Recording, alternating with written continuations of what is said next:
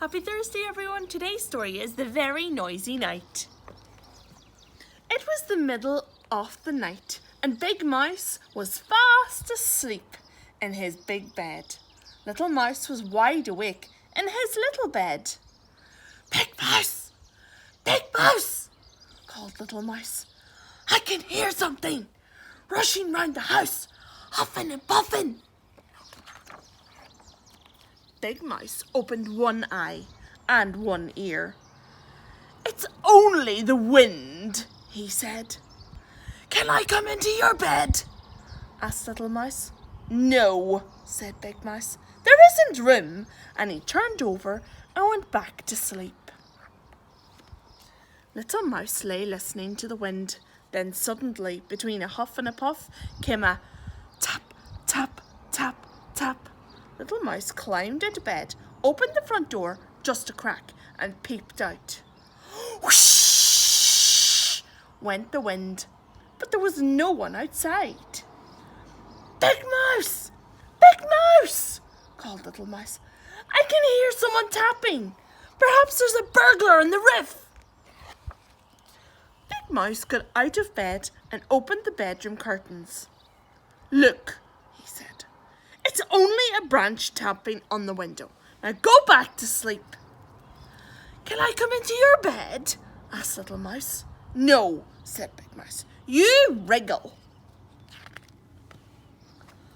Little Mouse lay in his own bed and listened to the wind huffing and puffing, and the branch tapping, and someone calling, "Hoo-hoo, hoo-hoo, hoo-hoo." Little Mouse climbed into bed again. This time he looked under it. Then he looked in the wardrobe, and feeling very frightened, he cried, "Big Mouse! Big Mouse! I think there's a ghost in the house, and it's looking for me. It keeps calling, hoo-hoo, hoo-hoo, hoo-hoo." Big Mouse sighed, sat up and listened.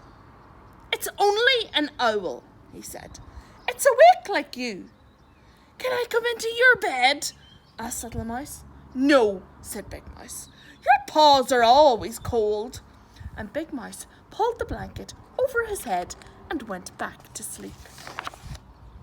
Little Mouse got back into his own bed, and he lay and listened to the wind huffing and puffing, the branch tapping, and the owl hooting. But shh! What was that? "Big Mouse! Big Mouse!" he called. "I think it's raining inside." And Little Mouse jumped out of bed and fetched his red umbrella. Drip, drip, drip, drip. Big Mouse got out of bed too. He opened the front door. "Be quiet, wind," he said. "Be quiet, branch. Be quiet, owl." But they took no notice. The Big Mouse went into the kitchen, turned off the dripping tap, and put away the umbrella.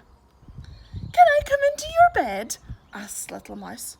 "No, you're nice and snug in your own bed," said Big Mouse, taking him back to the bedroom.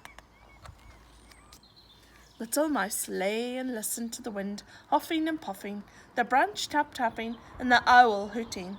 But just as he was beginning to feel very sleepy indeed, he heard, "Wee, wee, wee." "Big Mouse! Big Mouse!" he called. "You're snoring!" Wearily, Big Mouse got up. He put his earmuffs on Little Mouse's ears.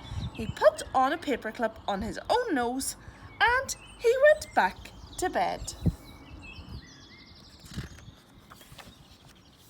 Little Mouse lay and listened to nothing. It was very, very, very quiet. He couldn't hear the wind huffing, or the branch tapping, or the owl hooting, or Big Mouse snoring. It was so quiet that Little Mouse felt that he was all alone in the world. He took off his earmuffs, he got out of bed, and pulled the paperclip off Big Mouse's nose. "Big Mouse! Big Mouse!" he cried. "I'm lonely." Big Mouse flung back his blanket. "Better come into my bed," he said. So Little Mouse hopped in, and his paws were cold, and he needed just a little wriggle before he fell fast asleep. Big Mouse lay and listened to the wind, huffing and puffing, and the branch tapping, and the owl hooting, and Little Mouse snuffling, and very soon he heard the birds wakening up. But neither of them heard the alarm clock, because they were fast asleep.